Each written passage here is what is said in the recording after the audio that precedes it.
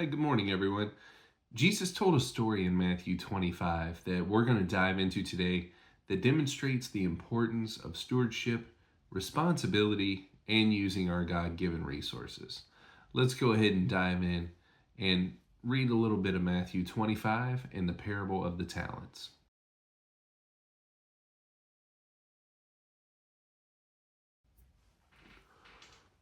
Again, it will be like a man going on a journey who called his servants and entrusted his wealth to them.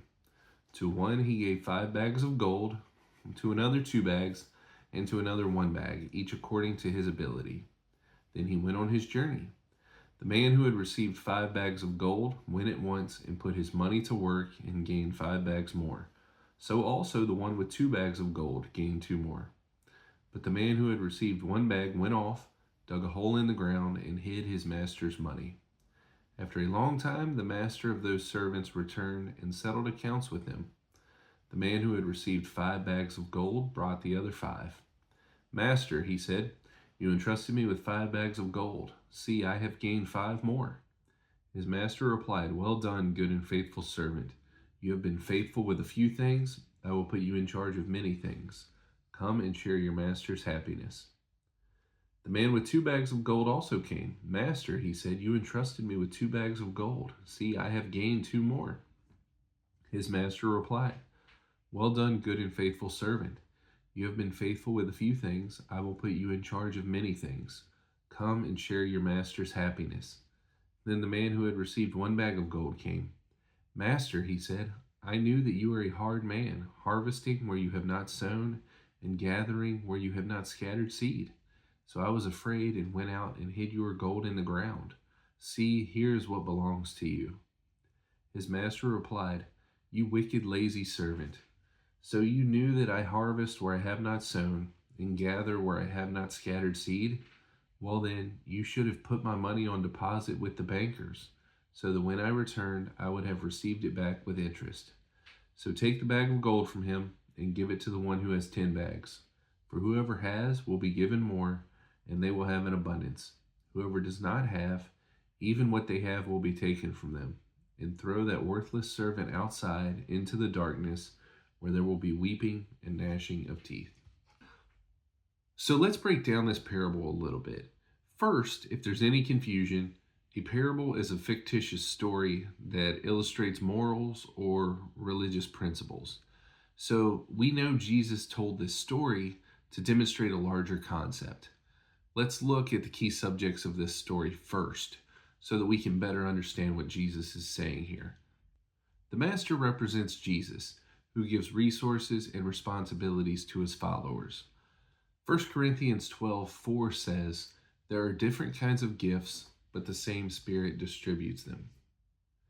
So we know that one of the results of being a follower of Christ is he says he will send a helper, and that helper, the Holy Spirit, will help those spiritual gifts manifest in us. The servants in this story represent believers who have been given resources, abilities, and opportunities to steward what God has given them. The bag of gold, which, depending on your translation, refers to as talents, which is a type of gold in this era, symbolizes the resources, gifts, talents, opportunities that God has entrusted to each person. So now we get an understanding of what this parable is about. There are 2 main ways that we can respond to these gifts that are given by Jesus and that manifest through the Holy Spirit in our bodies. The first response is faithfulness. The servants who received the 5 bags, the 2 bags, were faithful and diligent in using the resources that they were given. They were commended and rewarded for their faithfulness with these gifts. The other response is another F on the other end of the spectrum, fear, which we discussed in a recent video. The servant who received 1 bag of gold acted out of fear. He chose inactivity because he was afraid of losing what he had. His unwillingness to use what was entrusted to him led to condemnation and loss. He understood the importance of the gift and what it meant to be given this, but because he was solely focused on the importance of that gift and not who had given the gift, he was too afraid to use it. So he buried it. So, how do we respond? Um, Quite often, I feel like we can live from a position of fear a lot of the time. We go to church on Sunday mornings, but we don't volunteer for more. We rarely try to stand out. We want to come, sit in the back, enjoy the service, and go home, continue our life. Um, we're afraid to go for promotions at work or change careers, even pick up new hobbies. Um, I view it like that image of the little child with Jesus, where she's holding a special teddy bear that she doesn't want to let go of. But Jesus says, just trust me, as he has a much larger bear behind his back. Fear can immobilize us and keep us from realizing all that God has for us.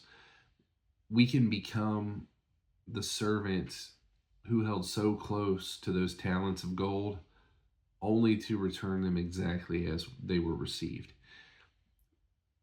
We are given gifts so that they can be grown in us, they can be developed, they can be used. They're meant to make us more like Jesus as we develop in our faith walk. But if we keep those gifts hidden because we're too afraid of messing it up or failing in our own strength, then it's a wasted gift. But if we're faithful with our gifts, we can see them grow and manifest in ways that we can't comprehend because it's the Spirit working through us and utilizing those gifts. We can't accomplish any of these things on our own with these gifts, but the Spirit can make the miraculous occur when these gifts are put to use. I'll use my own journey as an example. I took a spiritual gifts test at a church I was a member of and found that teaching was one of my gifts. And while in another class for members at this church, I found out about a chaplain program for high school football in the area, which combined my personal love of sports with my spiritual gifting. So I reached out and got involved, thinking I would have an assistant role. I'd kind of be able to learn and grow. Maybe it would develop, maybe it wouldn't. Um, Maybe it would be too much for me. I just kind of wanted to test the water a little bit, see what was going on. But before I knew it, I had my own team before that season started. So I never really got to be an assistant. Um, I had my own school going into the fall and a team that I was ministering to, and even developed a coach's Bible study that extended beyond football. And that grew into a passion for teaching the gospel. And now I'm a regular Sunday school teacher and try to lead as many events as I can. So, what started as an assistant role with a high school team grew into a much larger teaching role because I was faithful with my spiritual gifts. It's been because of that I've grown in my faith and I've felt this closeness with Jesus throughout the journey. Now, I'm not sharing any of this to toot my own horn, but to share the amazing grace of Jesus. We're all given spiritual giftings if we are a follower of Christ. Just as we covered in John, the Holy Spirit that is given to us, that is left with us to help us on our journey, manifest these gifts as we're faithful stewards of them. Jesus allows us to experience this closeness with him as we walk in these gifts. He doesn't need any of us at all, but he allows us to serve him where we can glimpse his life-changing power firsthand. I just wish I could sit here and tell you about all of the times that I've seen Jesus change lives firsthand. I didn't deserve to have my own life changed when I became a follower of Christ, but Jesus did it. If that had been the end of it for me, it already would have been more than enough, more than I deserve. But to be used for his kingdom is an overwhelming blessing. And it's one that you can experience today if you're a follower of Christ. So, what I want to encourage you with, don't give in to fear today. First, Take a spiritual gifts test if you haven't already. I'll link to a few down below that you can take, you can explore, see where your giftings are. You may have several giftings, you may be stronger in one area than another. Secondly, if you aren't in church, get into a church, a place where you can use those giftings. You can learn more about the giftings. You can get plugged into different areas where you can volunteer. Thirdly, get plugged in. If you're in a church, you're attending on Sundays, find out some of their outreaches. Find some areas that they serve in that you're passionate about. And if you're passionate about an area that they don't have a service in, reach out to the pastor, reach out to the leadership team. Suggest that area. Hey, I'm passionate about X, Y, and Z. I'm passionate about youth sports. I don't see an area here where we serve. Is that something that we could get into? Help grow these areas if they're not there already. And make sure you use your spiritual gift, just like the high school sports. Find that something that you're passionate about and use it, because God has given us spiritual gifts. God has given us things that we're passionate about. When those two combine, they make up you. They make up who you are as a believer. You're called to do things for the kingdom that I can't do, to reach people that I can't reach. I'm going to reach people that others in my Sunday school class aren't going to be able to reach. You are called for a specific purpose. You have a spiritual gifting. You're passionate about certain areas because you can reach someone that no one else can. You have the background. You have the stories that have shaped you into what they need. And I want you to lean into that today. Don't let fear dictate your life. Do not let fear overcome faithfulness. If you lean into 1F, lean into faithfulness.